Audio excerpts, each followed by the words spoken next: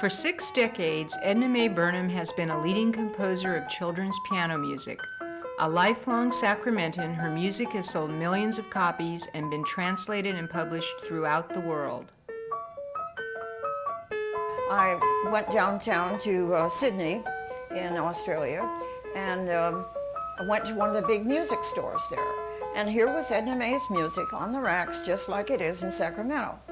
And I think people here don't realize that there is somebody who is recognized around the world, really. Certainly an internationally famous composer of children's and intermediate pieces, teaching pieces.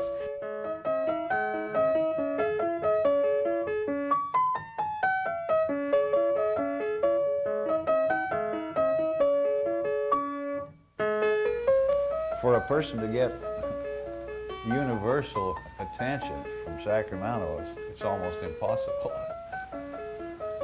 She just had something that was, should I use the word, saleable?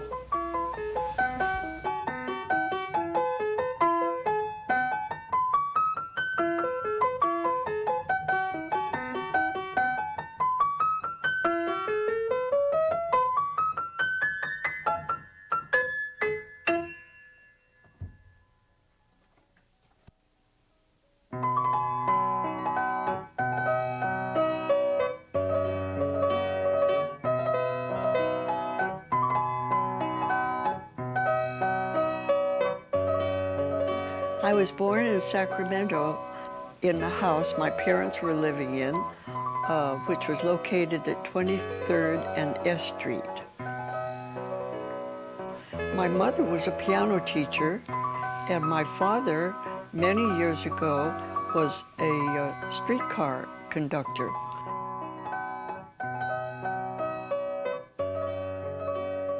My mother was teaching music a great deal of the time, so I was exposed to music constantly. Most of my time was spent on piano or listening to piano. My first piano lessons were with my mother, and I was 7 years old at that time, and I was going to Marshall Grammar School.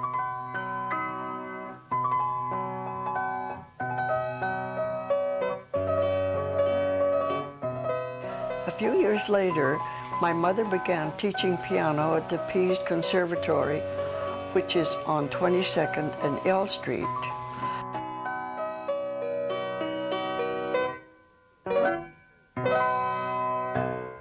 Every day after school, instead of going home, I went to the Pease studio. And then when she finished teaching, we would go home together on the streetcar. Mae Wills, Edna Mae's mother, was the one who became my first teacher. She was a dear, sweet, wonderful teacher. The only problem was that she had a daughter, Edna Mae, who was so good at the piano that often Mrs. Will would compare me or contrast me with her daughter. You should meet my darling daughter. She's the sweetest person ever, and she plays the piano so wonderfully, you should be able to do as well. We were living in a different house then also, which was the first home that my parents had owned. And it was located on 38th and 4th Avenue in the Oak Park district. I attended Sacramento High School, and after school I would go to the Pease Conservatory, and I helped in a little sort of a kindergarten age preschool class. After I graduated, I went right away to Chico, where I was a kindergarten primary major, and my minor was in music. I lived at Bidwell Hall, which was a dormitory for 45 girls, and I just loved it there, having the privilege of living with girls when I had been raised as an only child. It was really a big treat for me.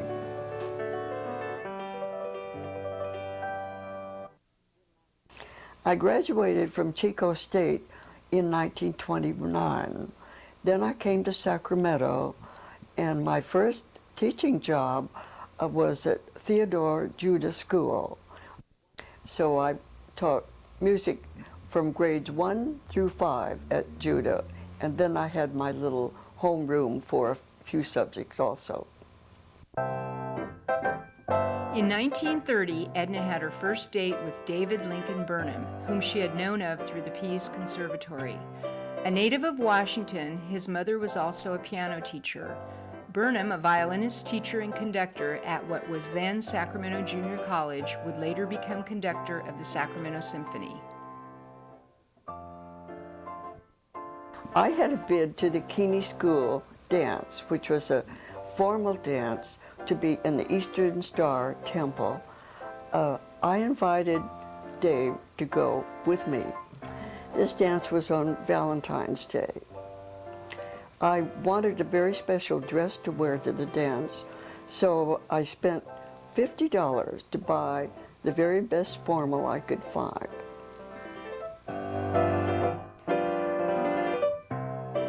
4 months and 1 day later, Dave and I were married at the Westminster Presbyterian Church in Sacramento.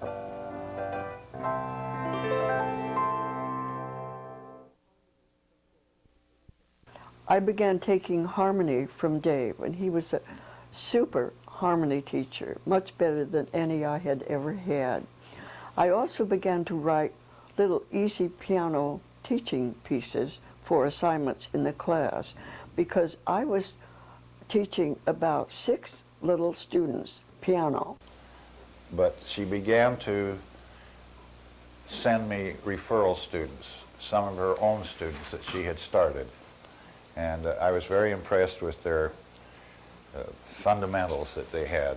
They were all very well versed in rhythm, in sight reading, and they all had enthusiasm, and I was always phoning her and reporting to her that I was very pleased with them.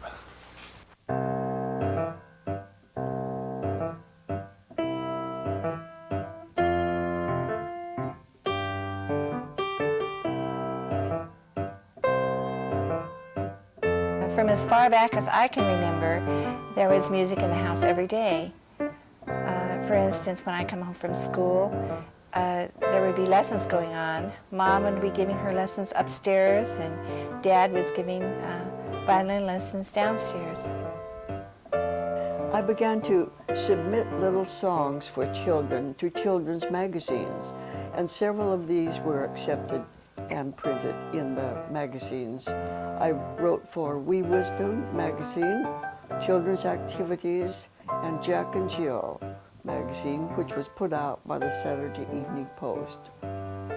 This encouraged me, so I sent 4 manuscripts into the Boston Music Company. I had no contact whatsoever. I just marked it to the editor and submitted the 4. Sometime later, I heard from them. They accepted 1. They wanted to buy it outright for $20. The name of this piece is The Clock That Stopped. The Clock That Stopped, released in 1935, was her first composition accepted by a major publisher. It reflected all the elements that are visible in her pieces today. An interesting title, simplicity, suitability for small hands, a definite but well-disguised technique is taught, and pleasing to the parents who listen to it repeatedly during practice, which is why it is still being used by piano teachers today, almost 60 years later.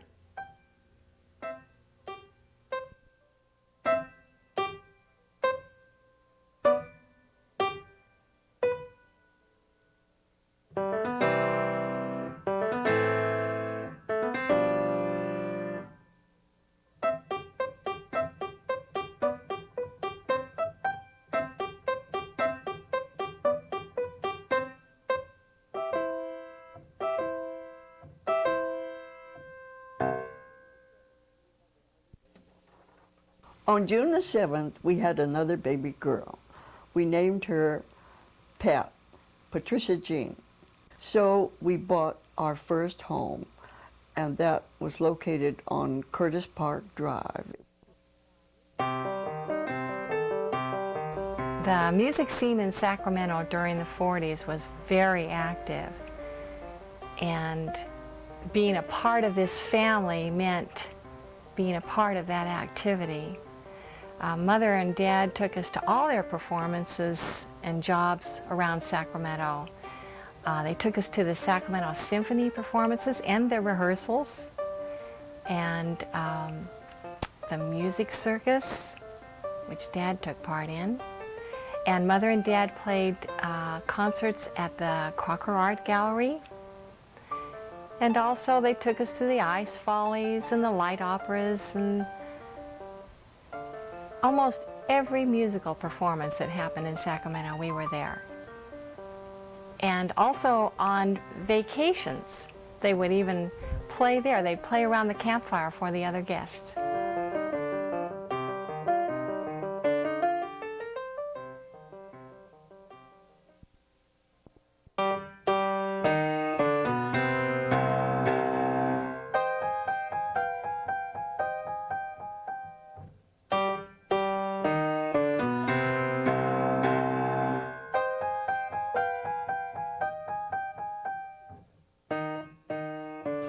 I continued to write easy teaching material and send manuscripts in, and I freelanced for quite some time.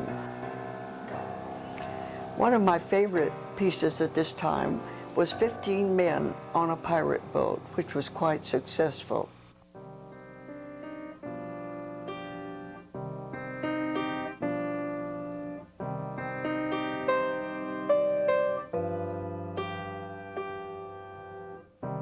What makes Edna May's music unique and makes her unique as a composer is the fact that she has this ability to she has insight into the young person's mind.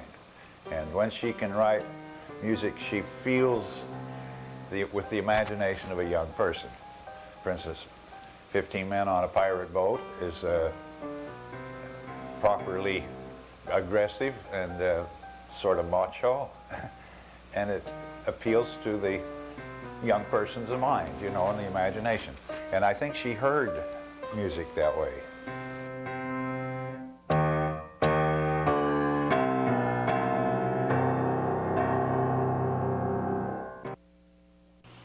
By now, I had quite a few piano solos in print, and I decided I wanted to write a book. I had been, during the last year, writing little very short exercises for my students to take home to practice, little technical exercises, and they seemed to enjoy them. So I got them out, and there was plenty of material to make a book out of it. So I organized it and made it into groups of 12, and I named the book A Dozen a Day. I was afraid the publisher would not really understand what I was talking about or trying to portray in the music. So I made little stick figures over each exercise to illustrate what they were supposed to be expressing. I sent this in to the Willis Music Company. It was the first manuscript I had ever mailed them, and they accepted it and sent me a royalty contract.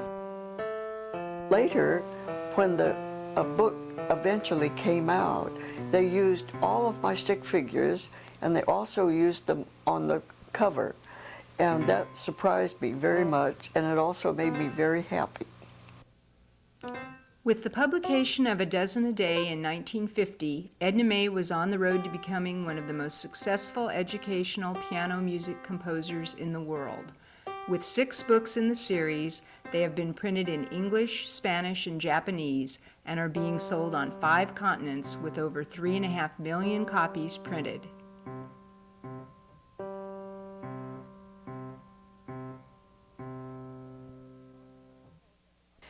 Well, she used to do most of her composing under the dryer when she had her hair done.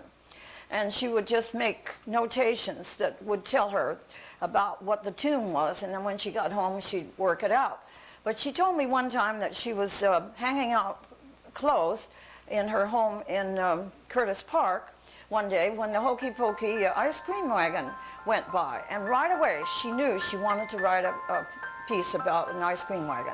So she dropped everything, dashed after the ice cream wagon, and ran around about 2 blocks following him in order to get the tune that the ice cream wagon was playing, to get the feeling of what the music would be.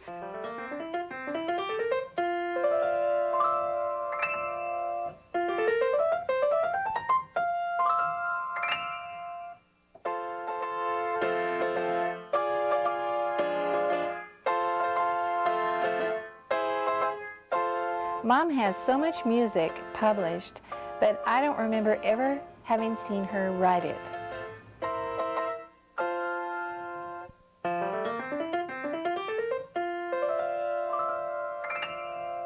There were no manuscripts around the house.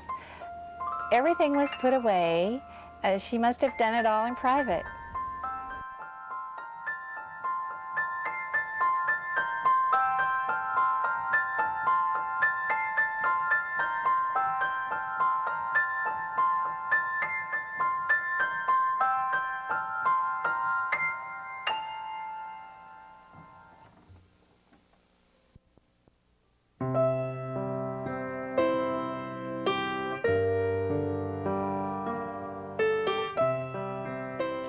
In 1954, David Burnham passed away. Edna May moved from her Curtis Park home to a small home near McKinley Park and resumed piano teaching full-time in addition to writing music.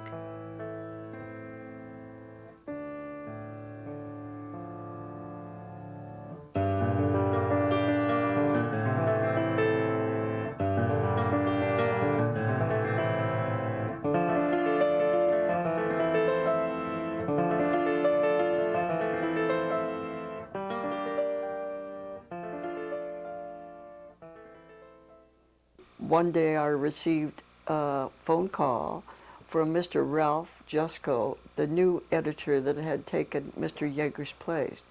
He wanted to come up to see me, and he came out to the house on San Antonio Way, and he asked me to write a series of 6 books for very young students.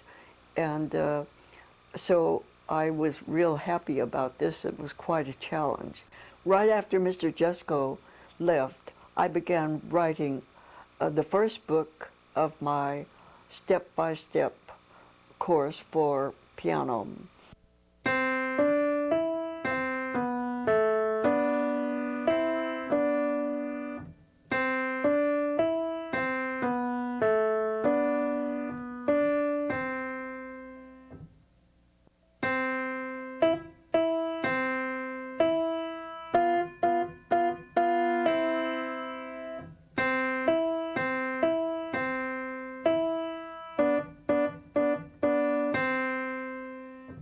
There is nothing by Beethoven or Mozart that you can give a 7 or 8-year-old who is just a genuine beginner unless they are geniuses.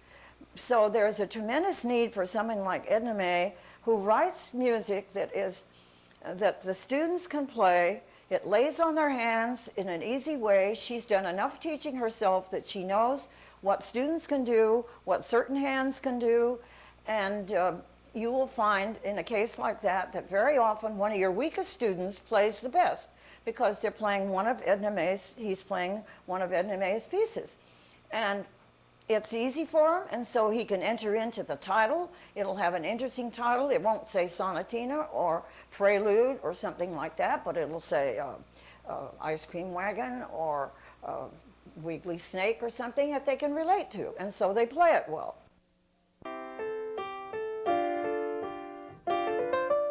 The workshop tours were very exciting and stimulating.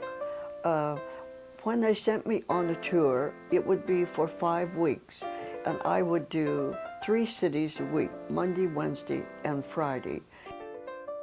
I think I went to almost every state in the United States giving workshop tours.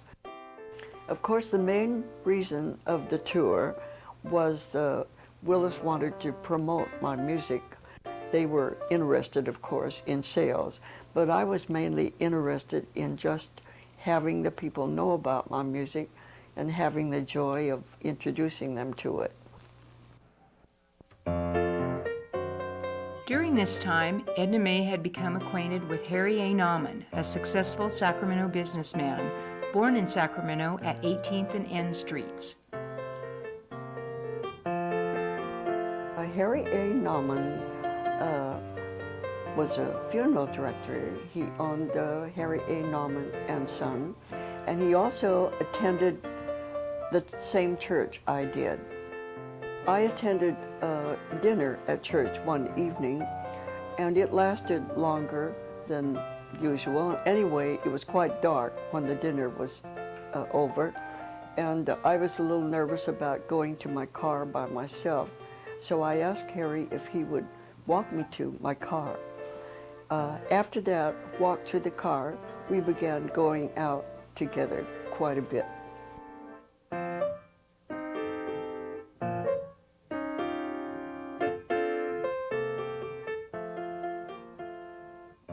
Harry had a cabin at Colfax, and we had wonderful times together up there.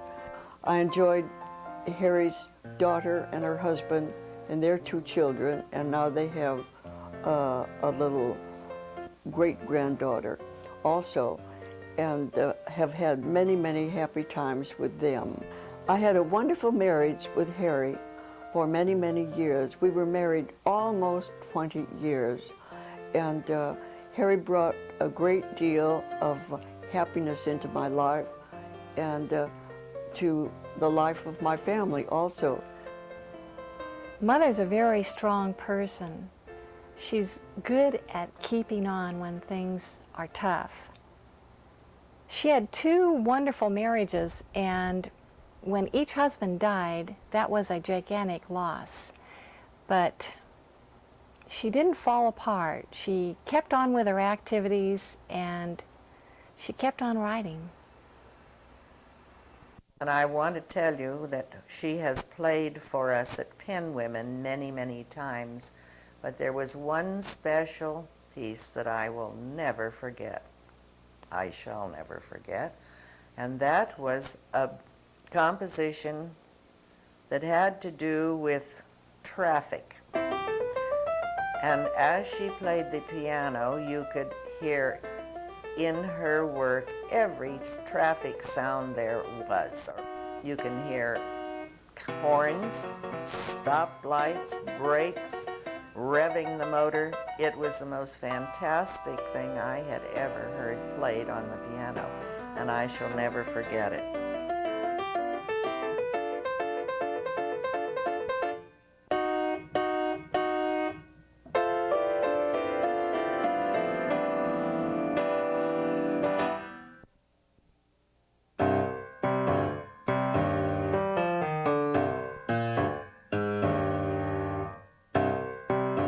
My favorite piece is the elephant's joke, and that's out of print now, but it's very descriptive. It really sounds like elephants. And at one point in the music, the student is instructed to put their hands like this and put them down on the keys real hard, and that's the elephant squirting the people. And then next, the thumb runs up this keyboard like this, and that's the people running away from the elephant. It's a real nice tune, and kids really like to play that one.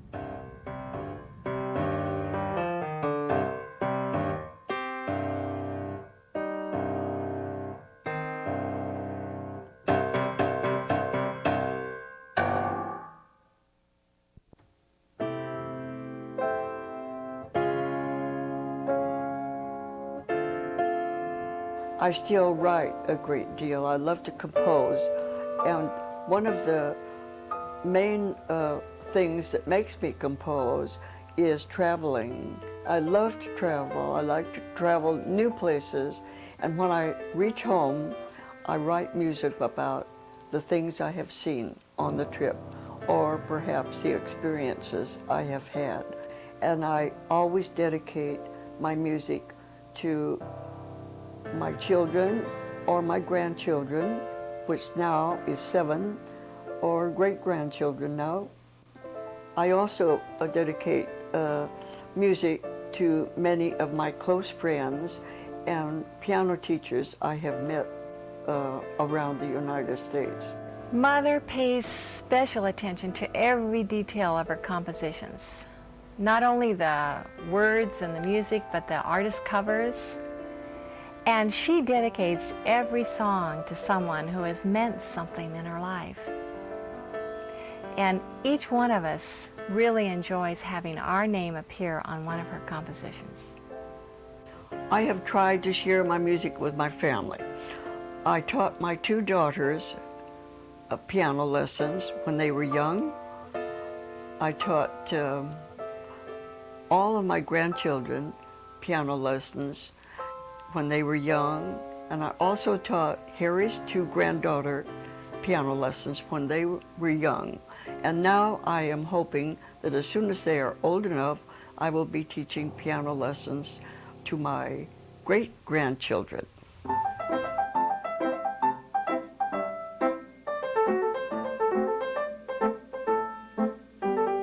She's a friendly, thoughtful, sweet person, and I'm extremely fond of her and proud to call her my friend. And she is composing maybe 10 or 12 pieces a year. I mean, she's having those published. They're not just being composed and lying around, but they're actually coming out 5 or 6 at a time. And I don't know, as there are very many musicians or composers that are doing that.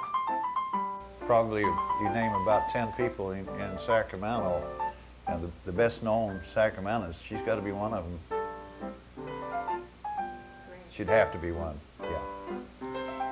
And you can go into any music store and mention Edna Mae Burnham, and it's just like that. They know right away. They don't have to look her up.